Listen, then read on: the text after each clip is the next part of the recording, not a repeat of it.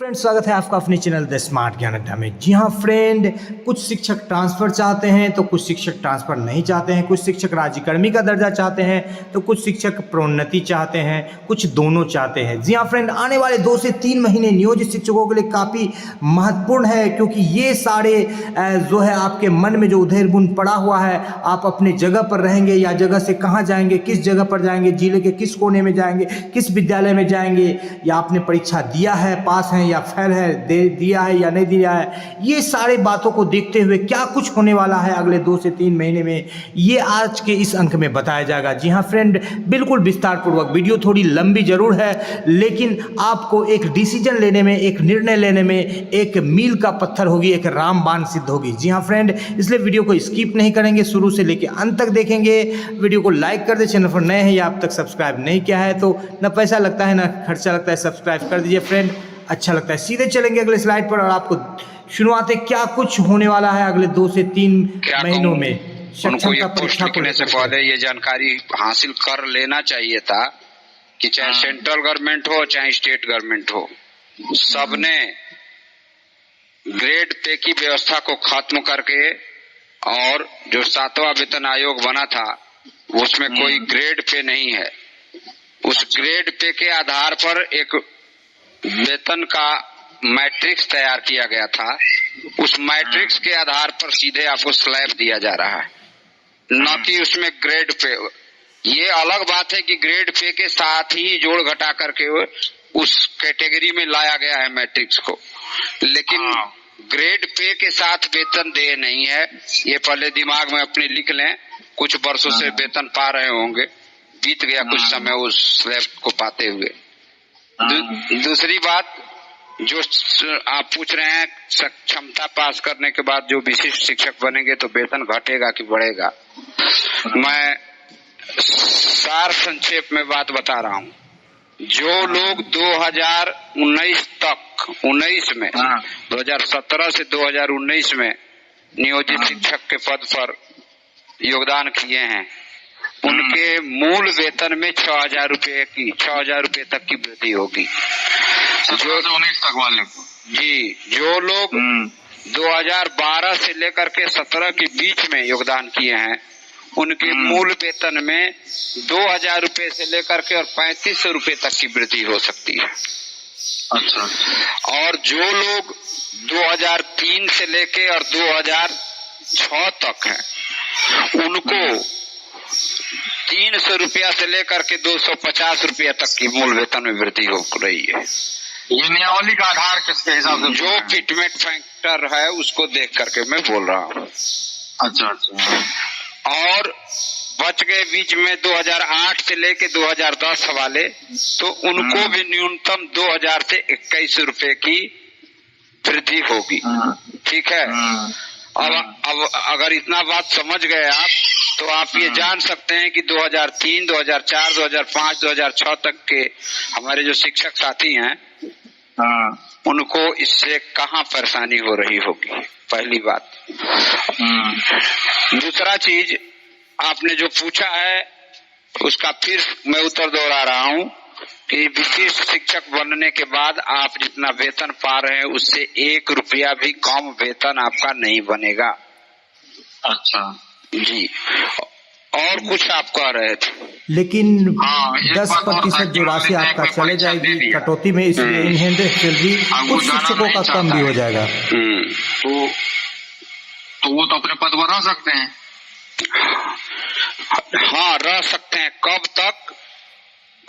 इसमें इसका कारण मैं आपको बता दूं। हालांकि मैंने आज लिखा भी था अपने पोस्ट में कि मैं अगले पोस्ट में या ऑडियो में खुलासा कर दूंगा, तो बात को गौर से सुनिए और समझने की कोशिश भी कीजिए, ठीक ना? जी। सरकार ने अपने नियमावली में ये लिखा था कि हम सक्षमता परीक्षा का 2 बार, 3 बार, 4 बार या 5 बार जो भी लिखा था आयोजन करेंगे, और उस सक्षमता परीक्षा में जो लोग उत्तीर्ण नहीं होंगे उनका फ्यूचर, उनका भविष्य जो है 4 सदस्यीय IAS की कमेटी के ऊपर निर्भर करेगा। इस लाइन में बिंदु जो 4 है जिसको कोर्ट ने इंगित किया, इसमें एक बात ये भी लिखा गया था कि हम 5 बार तक परीक्षा करा देंगे। मैंने नियमावली में नहीं है, कोर्ट में जो पेपर दिया गया है उसमें कहा गया था। लेकिन उस बिंदु 4 को जब कोर्ट ने खारिज किया, कहा कि ये गलत है, तो वो सरकार के द्वारा लिखा गया वो सारा चीज खारिज हुआ। खाली यही खारिज नहीं हुआ कि जो लोग परीक्षा नहीं देंगे या फेल कर देंगे उनकी सेवा समाप्ति के बारे में जो कमेटी निर्णय देगी उस पर विचार किया जाएगा। केवल यही बात नहीं खारिज हुई, साथ साथ ये भी खारिज हो गया कि हम 2-3 बार से अधिक परीक्षा कराएंगे। ठीक है, गौर करने की बात है, केवल वो ही मांग खारिज नहीं हुई, वही चीज खारिज नहीं हुआ, जिस बिंदु में था सब खारिज हो गया। उस बिंदु में जो लिखा था वो सब खारिज हो गया, खत्म हुआ। ठीक है, इसका परिणाम रिजल्ट ये हुआ कि 3 बार से अधिक सरकार को परीक्षा कराने के लिए अब आप कोर्ट से भी दबाव नहीं बनवा सकते हैं। ये सरकार की कल्याणकारी उदारकारी नीति पर निर्भर करेगा कि 3 बार के बाद वो परीक्षा कराएगी कि नहीं कराएगी। अभी तक जो पता चल रहा है उसके अनुसार सरकार 3 बार से अधिक परीक्षा नहीं कराएगी। अब आपने पूछा है हमसे कि जो परीक्षा दे दिए हैं नहीं ज्वाइन करेंगे तो क्या होगा। आप एक चीज जान लीजिए, पहली, दूसरी, तीसरी परीक्षा, पहली सक्षमता, दूसरी परीक्षा सक्षमता और तीसरी सक्षमता का जल्दी होने का कारण क्या है? इसका सही और सटीक उत्तर यही है कि अगर आप अपने को ही लीजिए, मान लीजिए आपने प्रथम बार सक्षमता परीक्षा नहीं दिया, दूसरे बार भी आपने नहीं दिया या दिए तो फेल हो गए, या ज्वाइन करने नहीं गए, काउंसलिंग कराने नहीं गए, फिर आप तीसरे बार अभी परीक्षा नहीं हुई है और सरकार का मन है ट्रांसफर करने का, आपको कैसे ट्रांसफर करेगी? आपके पास तो 3 बार तक अपने पद पर जहाँ है जिस स्थान पर वहाँ बने रहने का ऑप्शन है, क्योंकि उसने ये आपको अधिकार दे रखा है कि आप परीक्षा दे के स्वेच्छा से 3 गो अपना निजी विकल्प मांग सकते हैं जहाँ के आप जाना चाहते हैं। तो उस अधिकार से आपको कैसे वंचित कर सकती है? वह तब तक वंचित नहीं कर सकती है जब तक तीनों अटेम्प्ट खत्म ना हो जाए। यानी 3 बार सरकार के द्वारा जब तक परीक्षा आयोजित नहीं कराई जा सकती है तब तक आप बादशाह हैं, आप सही हैं, आपका सारा नियम कानून सरकार के आगे ऊंचा है, आप बने रहिए अपने पद पर, न काउंसलिंग कराने जाइए और नहीं परीक्षा दीजिए। लेकिन जिस दिन तीसरी परीक्षा का आयोजन हो चुका होगा उसके अगले दिन आप अपने उस पद पर नहीं रह पाइएगा, क्योंकि सरकार एनी हाउ किसी भी कीमत पर आपको अपने उस स्थान पर नहीं रहने देगी जहां पर आप नियोजित के रूप में कह रहे हैं कि हम सक्षमता नहीं देंगे और नियोजित के ही नौकरी करेंगे, क्योंकि आप अपने तरह के अकेले नहीं हैं, आपके तरह के राज्य में और भी लोग हैं। तो जो और आपके तरह के राज्य में लोग हैं उनको आपके जगह पर और आपको उनके जगह पर भेजेगी गवर्नमेंट, ये निश्चित है। तो नियोजन इकाई से बाहर हो सकता है? बिल्कुल हो सकता है, इसलिए कि नियोजन इकाई साइलेंट हो गई, नियोजन इकाई को साइलेंट कर दिया गया, मृत प्राय हो गई। नियोजन इकाई से सारे जो नियोजित पद थे स्कूलों में वो सारे पद सरकार ने प्रत्यार्पण करवा लिया, वापस ले लिया। स्टेट में समझिए, जो अधिकार नियोजन इकाई को पंचायती राज व्यवस्था के तहत दिया था सन 1976 का एक्ट का हवाला देकर के, संविधान के 73वें नहीं, सन में गलत बोल रहा हूँ, शायद संविधान का 73वां संशोधन जिसमें पंचायती राज इकाइयों को बढ़ावा देने की बात की गई थी, उसका हवाला देके जो अधिकार दिया गया था कि उनको बलवती हम बनाएंगे, उनको अधिकार देंगे, उसको वापस ले लिया। अब उनके पास ये अधिकार नहीं रहा कि वो नियोजन इकाई के रूप में विद्यालय में शिक्षक के रूप में किसी को नियोजित कर सकेंगे। ये बात 2019 में ही समाप्त कर दिया था सरकार ने, क्योंकि जो 2019 में नियोजन हुआ उसके बाद सरकार ने कहा कि अब हम नियोजन करबे नहीं करेंगे, अब हम जो भी करेंगे वो जिला स्तर की जिला कैडर पर भर्ती करेंगे, जिसका संपूर्ण प्राधिकार राज्य सरकार के पास होगा। जिले के जिला शिक्षा पदाधिकारी और जिला पदाधिकारी के पास होगा अधिकार, न कि नियोजन इकाई के पास होगा। इसका प्रमाण बता रहा हूं। यदि वह पद नियोजन इकाई के पास रहे होते तो जो अभी 40,000 या कुछ समथिंग का पद निकला है प्रधान शिक्षक प्रधानाध्यापक के रूप में, वह पद सरकार नहीं निकाली होती। उस पद पर भर्ती करने के लिए अधिकार नियोजन इकाई ने विज्ञापन नहीं निकाला है, सरकार ने निकाला है। मतलब कि वही सरकार जो सुप्रीम कोर्ट में कही थी कि हमारे यहाँ रेगुलर माने असिस्टेंट टीचर का पद डाइंग है और अब हमारे यहाँ नियोजित ही रहेंगे, उसी सरकार ने अपना पाला बदल दिया और पाला बदल के अब कह रही है कि अब हम नियोजित भी नहीं रखेंगे, अब हम फिर से नया विद्यालय अध्यापक के नाम पर, विद्यालय अध्यापक नाम से नए बीपीएससी जैसी संस्था से परीक्षा करा करके और उन लोगों को विद्यालय अध्यापक के पद पर रखेंगे। मतलब नियोजित का पद ही नहीं है अब। तो जब पद ही नहीं रहा, नियोजन इकाई का अधिकार ही समाप्त हो गया, तो आप नियोजित के रूप में प्रमोशन की बात कहाँ से सोच रहे हैं? नियोजित प्रभारी प्रधानाध्यापक का पद कहाँ है? अगर आप मांग कर रहे हैं, जो कह रहे हैं कि कोर्ट ने 12वें बिंदु में कहा, तो 12वें बिंदु का बेजा अर्थ आप लगा रहे हैं। कोर्ट ने ये कहा था कि जो अपीली प्राधिकार है उसको आप समाप्त नहीं कर सकते। इसका कानूनी अर्थ ये होता है कि जितने झगड़े फसाद विवाद चल रहे थे उसको जो आप कह रहे हैं कि 6 महीना में निपटा लीजिए, यही ना कोर्ट में लिखा था सरकार ने कि 6 महीने के अंदर उसको निपटा लीजिए, नहीं तो इसको हम समाप्त कर देंगे। 6 महीने के अंदर सारे विवाद खत्म कर लिए जाए, नहीं तो हम समाप्त करेंगे।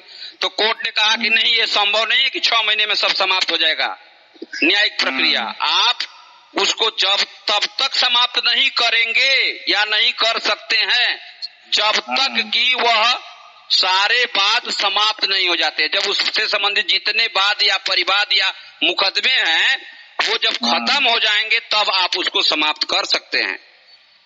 हमारी बात क्लियर समझ गए?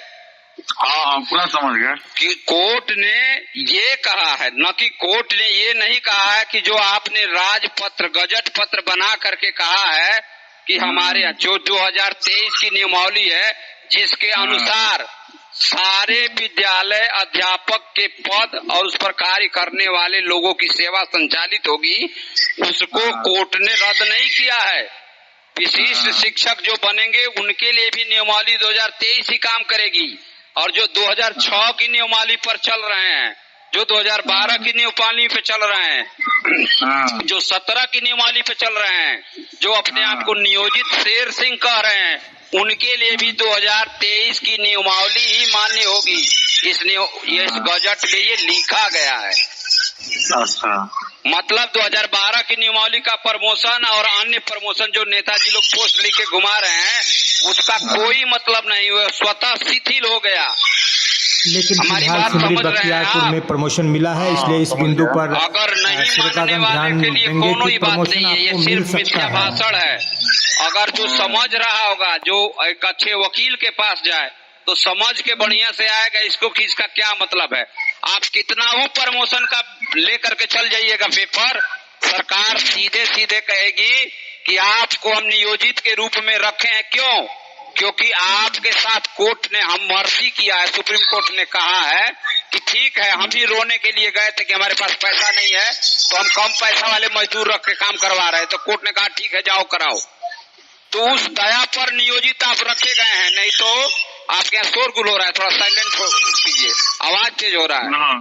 तो सहरसा में सिमरी बख्तियारपुर में प्रमोशन मिला है, श्रोतागण ध्यान देंगे। तो ये बातें जो कही जा रही है महानुभाव के द्वारा बिल्कुल पूरी तरह से साउंड पॉल्यूशन सही नहीं है। प्रमोशन भी मिल रहा है, क्योंकि मिल चुका है तो हाथ कंगन को आरसी किया, पढ़े लिखों को फारसी किया। बाद बाकी शेष वक्तव्य पर आप बिल्कुल विचार देंगे, ध्यान देंगे। पारा टाइप टीचर को सेवा में रखने का अधिकार नहीं है बिहार सरकार को छोड़ करके। ये बिहार सरकार बहुत शोरगुल है। थोड़ा साथ हटिए, वहाँ वो हट गए बहुत हट। मैं फिर अपनी बात को दोहरा रहा हूँ, किसी भी राज्य सरकार को 1 अप्रैल 2023 के बाद पारा टीचर को एलिमेंट्री एजुकेशन में रखने का अधिकार नहीं है, सिवाय बिहार को छोड़ करके। तो आप कहिए बिहार को क्यों? तो बिहार को वही कारण है जो SLP 20/2018 में विधवा विलाप करके राज्य सरकार लेकर के आई, जिसके उदारता के चलते नियोजित शिक्षक बिहार में कार्यरत हैं, रखे गए हैं, और कोई तीसरा कारण नहीं है, यही हकीकत है। और जितने भी नियोजित शिक्षक हैं वो सभी पारा टाइप ही टीचर हैं, चाहे वो टेट पास हो, चाहे सीटेट पास हो, चाहे दक्षता पास हो। एक बात और मैं यहाँ पर क्लियर करना चाहूंगा, हमारे दक्षता पास भाइयों को कुछ नेताजी लोग गुमराह कर रहे हैं और अलग अलग दिव्य ज्ञान दे रहे हैं। पहले कहा जाता था तो तीत लगता था, और आज अपने उस बात को उठकेर रहे हैं। यह ध्यान दीजिए कि जो विशिष्ट शिक्षक के पद पर हो रहा है वह नई नियुक्ति नहीं है, इस बात को बड़ी बारीकी से समझ लीजिएगा। ये विशिष्ट शिक्षक के पद पर नया पद स्थापन जरूर हो रहा है, लेकिन नया अपॉइंटमेंट नहीं हो रहा है, क्योंकि ये वही लोग उस पर मर्ज किए जा रहे हैं जो कि नियोजित थे, न कि आम आदमी से उस पर वो आवेदन नहीं लिया गया है। माने खुली भर्ती नहीं है ये केवल उसके लिए भर्ती है जो नियोजित के रूप में कार्य कर रहे थे। तो ये तमाम बातें हैं। और जो आपका एक और आपने प्रश्न पूछा था कि लोग आपको फोन करके पूछ रहे हैं कि हम क्या करें, फार्म भरें कि न भरें, तो फार्म भरे कि न भरे वो उतने दिन तक ही पूछ पा रहे हैं जितने दिन तक सक्षमता 3 नहीं हो जा रहा है। उसके बाद बोली बंद हो जाएगा, पूछने की भी जरूरत नहीं पड़ेगी, बिना बताए उनको समझ में आ जाएगा कि फार्म नहीं भरे तो उसका घाटा क्या होगा। देखिए, राज्य सरकार अपनी गलती को छुपाने के लिए वो जो गलती कर चुकी है, जो शिक्षक बनने के योग्य नहीं थे उनको शिक्षक बना चुकी है, उस अपनी कमी को छुपाने के लिए सबको एक रूप करना चाहती है।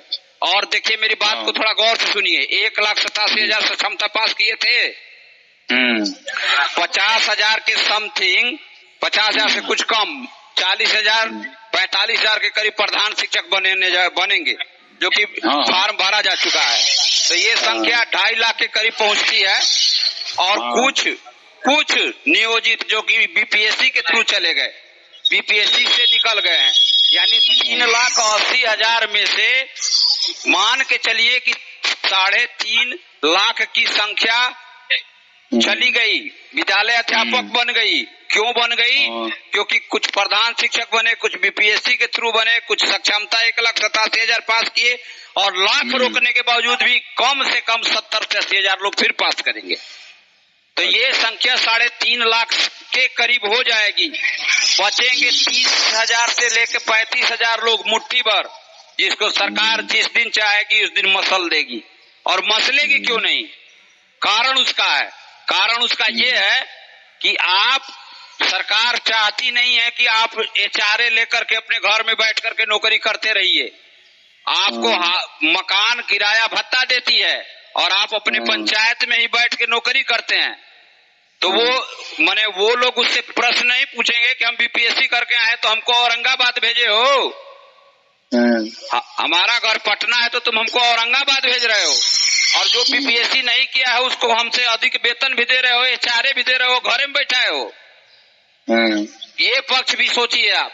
तो इसलिए भैया मेरे, मैं आपको बता रहा हूं, चाहे आप सक्षमता दीजिएगा तब, चाहे नहीं दीजिएगा तब, आप जिस स्कूल में प्रथम योगदान किए थे उसमें नहीं रहेंगे। हमारे इस आवाज को नोट कर लीजिएगा, लिख के रख लीजिएगा कहीं, आने वाले 6 जून के बाद आपको खुद समझ में आएगा।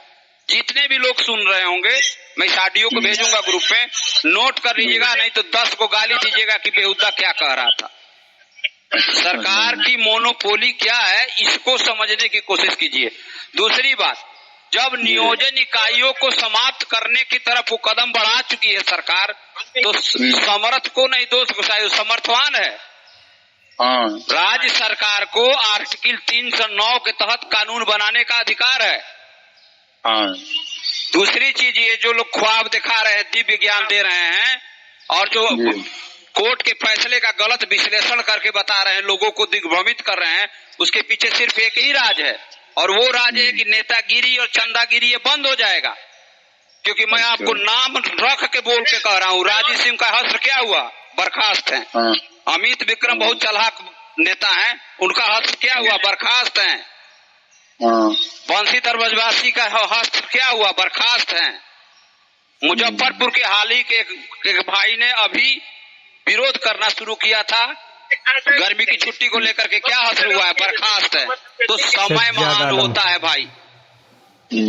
ये आप जितना नियुक्ति और प्रमोशन और 80,000 का एरियर का ख्वाब झूठा दिखा के लोगों का जीवन बर्बाद करने का काम कर रहे हैं, ये तब सही हो जाता जब आप सक्षमता पास कर लेते, उसके बाद कहते कि पीछे मैंने जो काम किया था वो मेरा घाटा लगा है, वो मुझे दिया जाए, और आप तब जाके मांग करते कि जब हमारे लेने की बारी आती है तो आप नियमावली बदल देते हैं।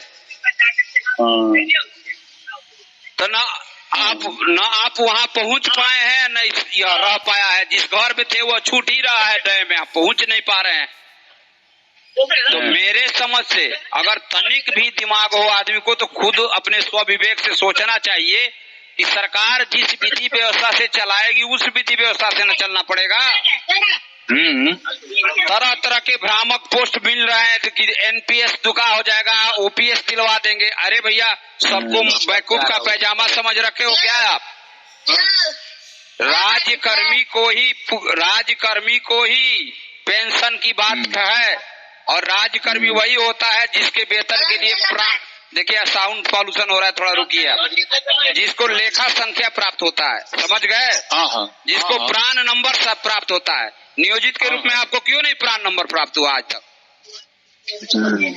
ये जितने दिव्य ज्ञान आज दिए जा रहे हैं, जिस दिन कोर्ट फैसला दिया था उसके दूसरे दिन क्यों नहीं दिए गए? इसलिए कि सारे मनगढ़ंत दिव्य ज्ञान दिए गए हैं।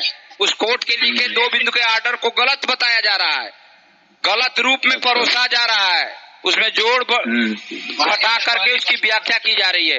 कोर्ट ने ऐसा कुछ नहीं कहा है, समझ गए? कोर्ट ने ऐसा कुछ भी नहीं कहा है। कोर्ट ने सिर्फ यही कहा है कि जो आपका अपीली प्राधिकार आप खत्म करना चाह रहे थे, बिना मुकदमा हल हुए अपीली प्राधिकार खत्म कर, उसको आप खत्म नहीं कर सकते। वो आप जब तक खत्म नहीं हो जाएंगे सारे उससे संबंधित मामले, तब तक आपको रखना पड़ेगा। एक और बात, कोर्ट में जो मुकदमा हुआ उसमें कोर्ट के सामने ये कहा गया कि सक्षमता परीक्षा जो हो रही है, उस सक्षमता परीक्षा विशिष्ट शिक्षक या राज्यकर्मी बनाने के लिए हो रही है। गौर करिएगा, तो कोर्ट ने इस सक्षमता परीक्षा को रोका नहीं। मतलब ये साबित करता है कि राज्यकर्मी बनने के लिए सरकार ने जो पैमाना तय किया है उसको कोर्ट ने रोका नहीं। यानी आपको राज्यकर्मी बनने के लिए सक्षमता परीक्षा या जो भी वो परीक्षा आयोजित करेगी वो आपको देना पड़ेगा, न कि आपको जिंदाबाद मुर्दाबाद कर देने से और पुराना अलजेब्रा का फार्मूला लगाने पर नहीं मिल जाएगा कि 1500 पे थे तो 45,000 आ गए जिंदाबाद करते करते। वो भूल जाइए सपना। जिस दिन सरकार उंगली टेढ़ी कर देगी, दया वाली बात खत्म हो जाएगी, उस दिन एक समाप्त हो जाएगा कैडर ही नियोजन। तो इसलिए हाथ जोड़ के सबसे यही प्रार्थना है कि आप अपने स्वविवेक का प्रयोग कीजिए। शिक्षक हैं तो जरूर इतना ज्ञान होगा, निश्चित तौर पर ज्ञान होगा। जिस एनसीटी के नियम की आज दुहाई दे रहे हैं लोग, ये कहिए से नियम है। दक्षता परीक्षा जो भाई पास किए हैं, समझ गए? वो दक्षता परीक्षा नई नियुक्ति के लिए नहीं है, सत्य बात है। नए पद पर प्रमोशन के लिए भी नहीं है, क्योंकि आप दक्ष हुए 1 से 5 में और प्रमोशन मांगेंगे 6 से 8 में, आपको कैसे मिलेगा? मूर्ख बना रहे हैं लोगों को। तो इसलिए डरने की जरूरत नहीं है। जो दक्षता पास हो वो भी, जो सीटेट पास हो वो भी, सारे लोग सक्षमता पास करके विशिष्ट शिक्षक बन जाए, इसी में उनका कल्याण है, उनके बाल बच्चे की रोजी रोटी है, जहाँ तक मुझे समझ में आ रहा है। हाँ, अब आप और कुछ पूछना चाहते हैं तो बताएं, अन्यथा हम इस ऑडियो को भेज देंगे आपको, अपने साथियों को भी भेज दीजिएगा। नहीं, ठीक है, समझ गए सारा। ठीक है, पुनः जरूरत के अनुसार बात होगी। धन्यवाद। ठीक हो, तो इस तरह से आपने देखा फ्रेंड कि कुछ बातें कही गई, लेकिन प्रमोशन के बिंदु पर गलत व्याख्या किया गया है, क्योंकि सहरसा के सिमरी बख्तियारपुर में प्रमोशन मिला है शिक्षकों को। अब देखने वाली बात यह होगी कि उस प्रमोशन को सरकार वैध ठहराती है कि फिर रोक लगा देती है। कई बार ऐसा भी होता है कि 6 महीने पैसे लेने के बाद भी प्रमोशन रद्द हो जाता है। शेष सभी बिंदुओं पर आप खुद एक विवेकशील शिक्षक है, क्योंकि लंबी चौड़ी व्याख्या दी गई है, तो इस वीडियो को ज़्यादा लंबा नहीं करते हुए फिर अगले अंक में इससे संबंधित बिंदुओं पर विमर्श किया जाएगा। वीडियो पसंद आ रहा है तो लाइक कर दे, चैनल पर नए हैं आप तक सब्सक्राइब नहीं किया तो सब्सक्राइब कर लें। स्मार्ट ज्ञान अड्डा आपका अपना चैनल साथी जो आपके जो कामना करता है।